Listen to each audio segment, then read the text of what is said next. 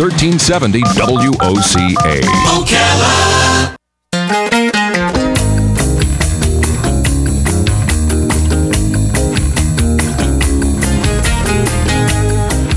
All right, thank you. 25 minutes before 10 o'clock. Nice looking Wednesday. Hope you're doing well. Robin, when we're kids or when we're young adults, we watch a movie like James Bond, or we read a wonderful book. And we say, I want to write a book like that. I want to. And so let's use James Bond as an example. All of a sudden I realized, gee, I don't know anything about being a spy. Yeah. Gee, I don't know anything about guns even. Gee, I don't know anything about motorboats or gee, I don't even know anything about pretty women. I don't know what I'm going to write here. Sheltered life you lead. But if you have had an active life and you decide to write a novel and include much of what you've learned in that life, then probably you're going to have a great book on your hands. And we have an author who has done that and written such a book. The book is called Retribution. It's a military political thriller novel. Colonel Anderson Harp is the author. He does not have his title, Colonel, on the book credits, but we happen to know from his bio that we were provided that he is a colonel. He served 30 years in the Marine Corps, served as an officer in charge of the Crisis Action Team for Marine Forces Central Command, mobilized for Operation Enduring Freedom. His decorations include the Defense Meritorious Service Medal, the Meritorious Service Medal, I don't know if I said that wrong or not, and the Navy Commendation Medal, and he's on the phone. So it's an honor to be able to say hello and thank you for your service, Colonel Anderson Harp, and thank you for being on our show. Good morning, Colonel. Well, thank you for having me. Where are you? Where are you calling from? Columbus, Georgia. Wow. About an hour outside of Atlanta. Not too far away. Yeah. Not too far away. All right. Well, if you're ever in the area, come visit. We got some brand new studios in the local mall here, the Paddock Mall. I love Florida. So let me ask you this: could you relate to what I was saying? I mean, if I decided I was going to write a James Bond book, I would have no clue what to write. I'd have to do all the research and pretend I knew. You didn't have to pretend. Well, you really raise an interesting point because there's some authors, some writers that have such ability of creativity that they are able to write something, but they also take their genre to in a different direction. One guy I think of is Clive Cussler. He suspends accuracy and realism, but engages you with his plot line. Whereas I am more like Ludlum, I guess, and Clancy in that I want to use accuracy and realism to not only build a plot line and engage you, but also to you might even actually learn something from some of the things that you see in my writing. Yeah, could the Pentagon learn something? Yeah. Well, in the first chapter of Retribution, the pilot removes the transponder from the aircraft. So. Oh wow. It's pretty interesting read, and not too long into the book, there is a terrorist cell from Indonesia involved, or a terrorist leader from Indonesia involved. So I think it'd be an interesting read in today's world. Wow, in today, period. Just reading about that. So the book is rather long, and this is a superficial, maybe even a stupid question, but how long does it take to write a 500-something page book? That too is a great question. It took 5 years, but the interesting thing about it is that I didn't realize as a fairly novice writer is the rewrite, redraft, re-edit aspect was most of those 5 years. And for a thriller that is like this, it's a challenge because technology changes, strategy changes. So I try to put into it technology that is advanced ahead of the real world right now that you would see in the future as an extra part of the plot line. So as a fan of similar books, and before we talk about your book specifically, but as a fan of other books similar, do you, with your background, often read a book and then put it down because, well, I mean, you already mentioned that some books do hold your attention even if they are inaccurate. But to me, that would be, I they can't finish this one. It's, Yeah. the guy's way off, you know? Yeah. That actually started this voyage. I was at the Pentagon, and a friend of mine gave me a book and said, "Oh, you're the Pentagon. You have to read this thriller based on the Pentagon." And I started reading it, and you went down this hallway that did not exist. You went through a door that was a solid cement wall. and fiction does require you to make some leaps of faith for the storyline to work, but that was too many leaps. And so that's what got you on the path to writing your own book? It is. I said, let me just play with this. I think I can write something that's more accurate and at the same time it engages everybody. And I love writing. You got to have a passion for writing too. And so, it was bad writing sort of started me on the journey, so to speak. A few years ago, there was a tendency, I don't know if it's still around or not, but book authors were often directing us as interviewers to look at their book trailer. There were movie trailers being made to interest readers, potential readers. I don't see them anymore. I don't know if they're still out there, but I'm curious if there was such a trailer, what would... I'm asking you basically to give us a thumbnail sketch of the story in the book so that the listeners know what the book is about. Sure. This trailer would be probably 45 to 50 seconds. You would see an airplane coming in low over the lake towards Chicago. You would see it spin back to a village in the tribal area of Pakistan. You would see it spin back to the capital of Saudi Arabia. You would also spin back, perhaps if you had enough time, to London and one or two other places. And when you have when you have done your writings on this book, it's very evident that the places you have in the book are places that you have personally been. Yes. If you look at the book, there's one scene in London that I was on that street. I went to that street to make sure I had the street right. I had the courtyard right. You could, if you had some fan that really wanted to get into it, he could probably Google Earth, or he could travel to many of these locations and stand right where the character stood. Who's the protagonist in the book? Well, the hero is William Parker, and he is a hero in the best of a Joseph Campbell type of hero, which is the great writer who wrote about mythology. In the sense that he is a reluctant hero. He does not wish to go out in the world. He doesn't. Not that he would turn it down, but he's challenged by particular events. He is motivated by the fact that his parents were on Pan Am Flight 103. He has a special talent in that he is a natural linguist, so he can comfortably talk different type of languages, even with the inflection of that particular region. So that is a particular strategic capability that he has.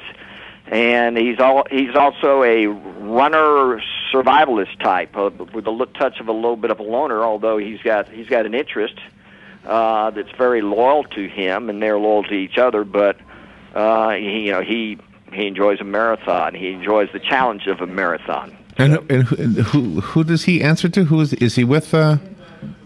Is he with? I'm confused who he's with. Well, he is supported by a Marine Corps team that goes back when he was with a Marine unit in Iraq years ago. Okay. He has a love interest that he is known for quite some time from where he's from. And you have to have that human element in the book. It can't all be about technology. So there are a few ups and downs in the emotions as the reader goes through it. Yeah, absolutely. Yeah, no, it's not a technical manual. It is something that you can identify with the characters and identify with like I say, the challenge of the book is not always identifying with the protagonist, as much as also understanding the antagonist. That's right. This gives insight into where how the bad guy thinks, so to speak. Oh wow! So Parker is not a Rambo in Pakistan. No. I think he is a sophisticated force recon special operator type of trained person. But the challenge is not just doing things; it's being able to react to situations because 24 hours. Jack Bauer is not interesting because he goes on missions, probably because how he reacts. Jason Bourne, it's not so much that Jason Bourne goes on a mission, but how does he react to being in a situation which seems hopeless? How does he get out of that? Right. Age of the characters also plays an important role. You have got to get the age right in order for them to have the experiences that they have in the story. Yes. I'd say that would be correct. Not specifically an age if I put a date of birth on him, but I would say, he is probably somewhere between 38 and 42. He's got enough that he has life experiences, but he is, like I say, he continues to enjoy marathons. He has, no particular causal loss of his parents. He is a bit of a loner. He has no particular family ties, which I think is realistically true of a character. You can't. I would lose credibility if Jason Bourne had, and wife and kids at home. How could he go on a really dangerous mission? Yeah, right. So how much of Will Parker is you? Well, it is not me per se, but there are some aspects of me. First of all, I am a runner. I enjoy running. I went to college on a athletic scholarship. Yeah, I had a feeling about that. That's what I thought. That's the part I thought was you, actually. Yeah. Yeah, I had a chance to be selected and was on the all-marine track and field team. So, I enjoy that. I enjoy that built-in challenge type of mentality, I guess. And, of course, being in the Marine, in the Marine Corps, I know what an operations center is like. I know what it's like to fire weapons. It's amazing how some of these thrill riders have never shot weapons. And I'm not going to name names, but there are some guys that never have had any experience on a rifle range, but they do a credible job in writing about whatever type of weapon is involved or whatever. Yeah. I'd say, and a reader like me, because maybe when I was a kid, I might have shot a gun in South Carolina sometime with my uncle, but I don't have any clue. I'm not a gun guy. Not that I'm opposed to them, but I would be the guy who could be fooled. In other words, by a writer who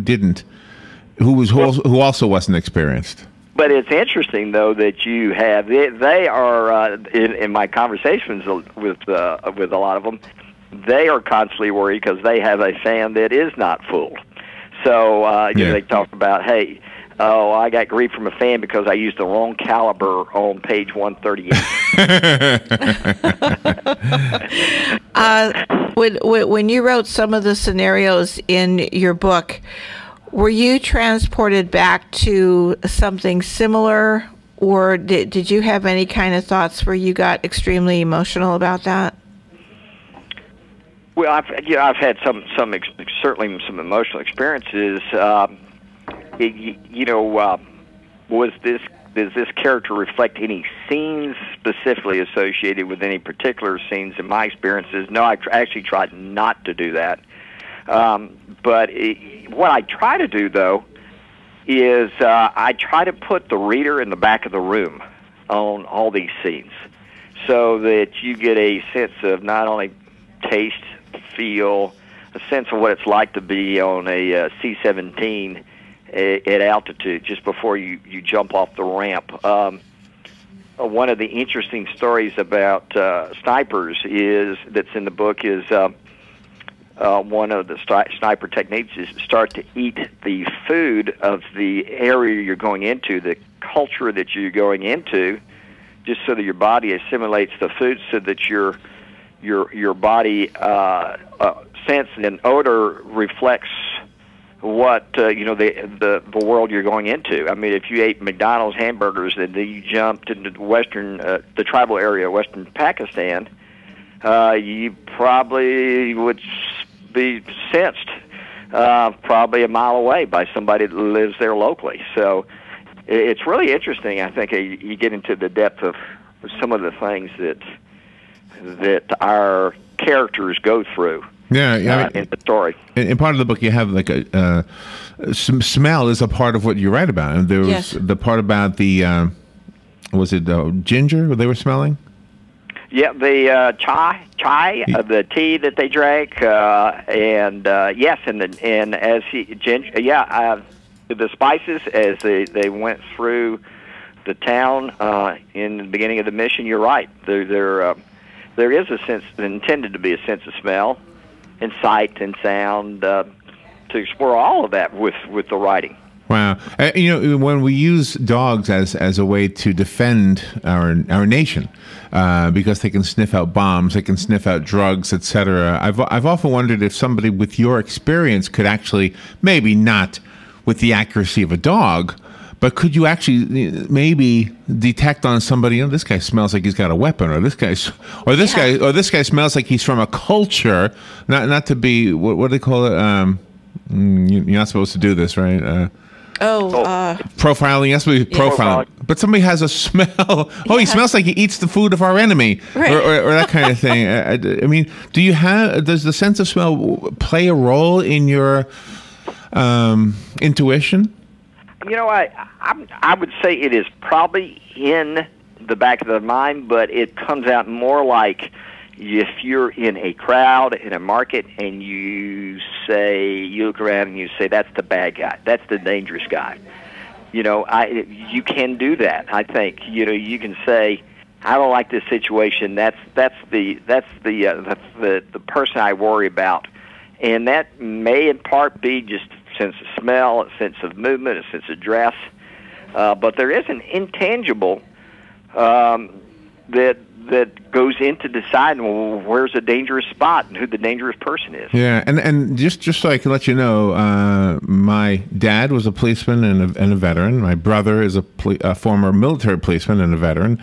I have a couple of nephews, same category. I am not in that group, and they seem to have a better instinct about who the bad guy is. They've got a better understanding, and we do a veteran show here on Thursdays. Mm-hmm. Those guys seem to have a sense, Yeah. Which is why, I'm fine in their presence. Well, thank you for doing a veteran show. That's one of the nice things about our nation right now. I'm so proud of is that we have a great appreciation for those. Oh yeah, absolutely. That was a neat thing about the USO tour was like I had said before. It wasn't so much for the gratification that the authors got from the servicemen as much as the chance to see how much the servicemen appreciated that these people would take the time and go shake their hands and thank them out in places that were just out in the middle of nowhere. I have a question more about you as an author, I guess, than anything else at this point. You mentioned earlier that you wrote the book and then the editing and rewriting took 5 years. In those 5 years, did technology change to the point where some of the changes you made weren't necessarily mistakes or misunderstanding, but you said, you know what, that technology would work better in the book because it wasn't around 5 years ago? Yeah, actually, I can't think of many things that would have been added, but I had several things that many times I sent to my editors saying, on page 123, I mentioned this. Well, it just hit the Wall Street Journal yesterday as existing. One in particular. Oh, really?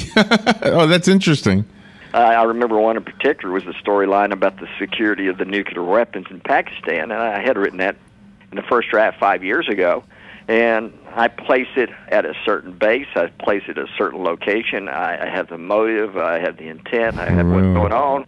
And I guess about a year ago, there was an article appeared on AP Wire about concern about base security in Pakistan about these nuclear weapons. And I said, wow. They look at page such and such. So can we tap into that gut instinct of yours and just take an aside for a second and ask you what your thoughts are on this missing airplane? Oh, it's I'll tell you what, it is one heck of a mystery. There are different scenarios, and one scenario that's really troubling is that I'm also a pilot too, besides being a Marine, and the transponder being turned off. There's no logical reason for a transponder being turned off, which, like I say, ironically is in retribution. The plane reaches cruising altitude when everything happens. That's very similar to other events that have happened in the past. because that's when the airplane stabilizes. It starts to quiet down. Maybe the crew member one of the pilots goes to the restroom, which breaches the security of the cockpit. The plane turns to the west. The terrorist activity in Indonesia and Malaysia is no great secret. There's a place called Aceh Province, which is the northernmost province of Sumatra, Indonesia. Plane turned directly towards Aceh Province. Aceh Province is a known haven of JL and JAT, which were Al-Zawahiri in 2006 announced an alliance between Al-Qaeda and JL. So there are a lot of dots that, if you connected to one direction, you could say that there's more to this story. So why would they steal an airplane? If indeed that's what happened? Well, one of the strategists wrote an article that was really interesting that I found in research about how in Indonesia, in the Philippines, they cannot get the press by just writing a letter to the op editor. And so sometimes to get press, they have to go the back door, which is they do something so drastic, so wild, so brutal that it makes CNN International, and then it gets fed back. And that sort of accounts for why a lot of times terrorists will do something horrific, like attack children or take prisoners and then videotape their execution. Now, in this case, the mystery, of course, is, well, if so, then why aren't they bragging about it? And that is a good counterpoint to the terrorist strategy scenario. Yeah. Unless they are taking it to a new level where they're keeping the world's attention by not bragging about it. If they immediately bragged about it, we would have known about it and found the records and moved on. But if they didn't brag about it, they've kept it on the front page for 10, 12 days now. So yeah. It's an interesting scenario. I don't want to be unfair to the book, but I had to tap into that part of what you bring to this conversation, Colonel. Colonel Anderson Harp is our guest. If you're looking for him on Amazon, probably drop the word Colonel. Don't ever drop it for real, but that's how he lists himself as an author, Anderson Harp. His book is called Retribution. You will love it, especially if you love this type of story. It's a military political thriller novel with every detail that all of you picky readers will be hoping for. I have a copy of the book right here. It is a beautiful, big, paperback book or softcover book. So call me if you want the copy I have. Colonel, can you give us a website or any information so the rest of us can go buy it? Sure, certainly. It's AndersonHarp.net. AndersonHarp.net. is a great place to start. Okay, let me give away this copy. Good morning, you've got the book. Who's this? Ken. Ken, you've got the book. Colonel, good. Congratulations, sir. Thank you. Yeah.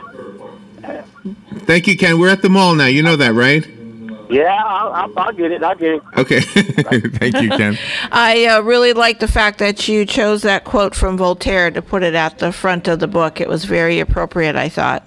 Well, thank you. What a great conversation. Thank you again, Colonel, for being on the air with us. Just so you know, normally when we have we're scheduling an interview with a novelist, we usually set aside 10 minutes. We wanted to speak to you at length. Your book is different than most books that we speak about, so thank you for giving us something extra special this morning. Well, I appreciate it, and like she says in Voltaire, the sword is ever suspended. So, yeah, hopefully this book captures that thought. Again, the book is called Retribution, and Anderson Harp is who you will look up. Remember, he is Colonel Anderson Harp, serving 30 years in the Marine Corps for you and I. Thank you, Colonel, for doing that. Thank you, sir. Yes, sir. Colonel, thank you for being on the air with us as well. Okay, thank you. Great interview. And if you're ever in the area, you're close enough, come by and sit in. You could be on the Veteran Show. You could be part of this show. We could talk about the same book. Who cares? Come on in.